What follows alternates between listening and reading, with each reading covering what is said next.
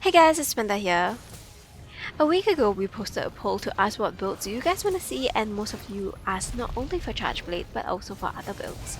So we will also be making Longsword, Great Sword, Light Bowgun builds, but Light Bowgun Elemental builds did not change. So Sapphire Stat bonus is still good for the Elemental Light Bowgun and Heavy Bowgun. What's special about this build is that it has got level 5 without compromising on its damage. The damage of this build is still very competitive with most meta builds. Yet at the same time, we have strong defense and utility skills that allows us to play comfortably. This build is all-purpose and very versatile, so you could use it for any monsters matchup. This is what makes the build very much treasured by us, and we'll explain more on Guard on Charge Blade in the later part of this video. For now, to the build. Now for this build, we will be using the Fatalis Charge Blade. The true Fatalis Charger is high in its raw attack value with Dragon Element and uses the Impact File, which is our all-purpose file. It has the ability to stun or exhaust monsters and has the same damage regardless of which part of the monster you hit. That means it is actually not affected by the hit zone values of the monster. However, this weapon also comes with a negative affinity of 20%, which we need to negate with our build skills. Our affinity breakdown is as follows: Weakness Exploit with Tenderizing 50%, Critical Eye 7 40%, Agitator 7 20%, Augmentation 10%. So in total we will have 120%, and subtracting the weapon's negative affinity 20%, we have a total of 100%. For helmet, we went for the alpha version, which gives the extra 3 guard skills.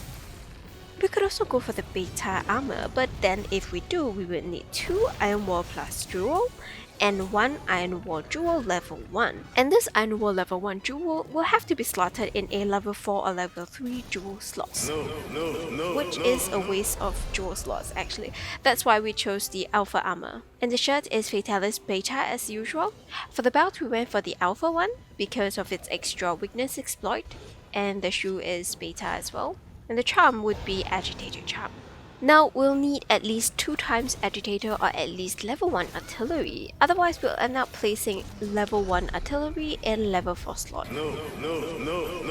So for this reason, we will be using the Raging Brachiosaurus Glove Alpha.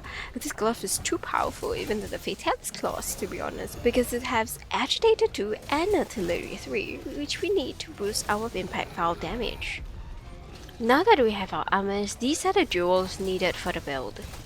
Aside from the attack skills that makes our affinity 100%, we are also going to be adding Artillery 5 to boost the damage of our impact files, as it only benefits from artillery skills and raw attack skills, and Offensive Guard to boost our attack by 15% when we successfully block. Now to the utility. We have Guard 5 to block attacks comfortably, Guard Up, which allows us to block unblockable attacks, Evade Window 3 to help increase the invulnerability period of side hops or dodge, Focus 3, which helps to charge files faster, and Capacity Boost, which increases 1 more file for more damage. For the defense skills, we have a Divine Blessing 3 to reduce the damage taken and stun resistance to prevent stuns. Now we are left with a level 2 slot for customization. If you're going for Guiding Lens, then go for Geology so that you can get 2 times rewards from the white drops from Guiding Lens. And if you are going for other quests, you can also go for Fortitude, as it can nearly cap your weapon damage if you activate it. Or you can also go for Evasion and make Evasion level 4. So it really depends on how you want to play the game. There are endless possibilities which we will leave them for you to decide. Like we said earlier, this build is extremely competitive with other meta builds' damage. The damage potential of this build is at 70% of its cap when the monster is tenderized and enraged, and when Offensive Guard is activated. Without Offensive Guard, the damage potential will be at 63%. Therefore, when using this build, always aim to activate Offensive Guard whenever possible, which will last for 12 seconds. Doing this will allow you to maximize your damage. So of course we would want to comfortably execute our guard, to activate offensive guard and at the same time do a counter attack back after guarding so that we waste no time in DPS. A good endgame build would have both strong damage and defense. This is where our Guard 5 helps us. Why do we have Guard 5 in this build, you ask?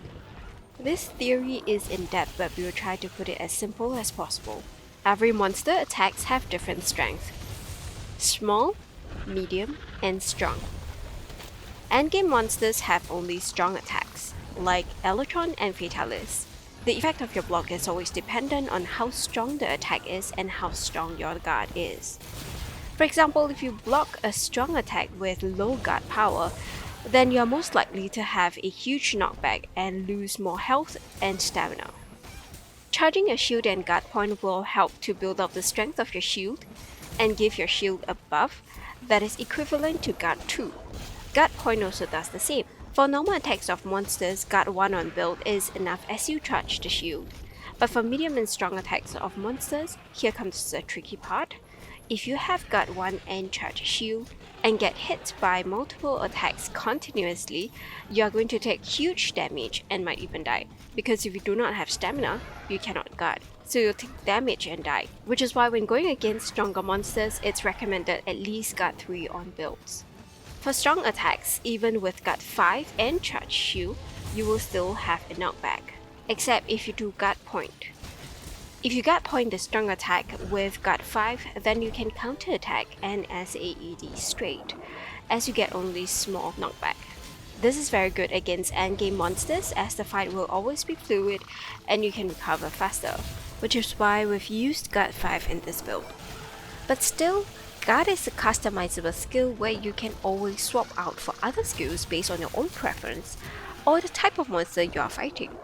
If you're going for endgame monsters like Arch-Tempered Elders, Elytron, Fatalis, and such, we do recommend guard 5 in the build for comfortable gameplay. That's all we have for you for this build. I hope it helped you guys. I'll see you in the next one. Take care. Bye bye.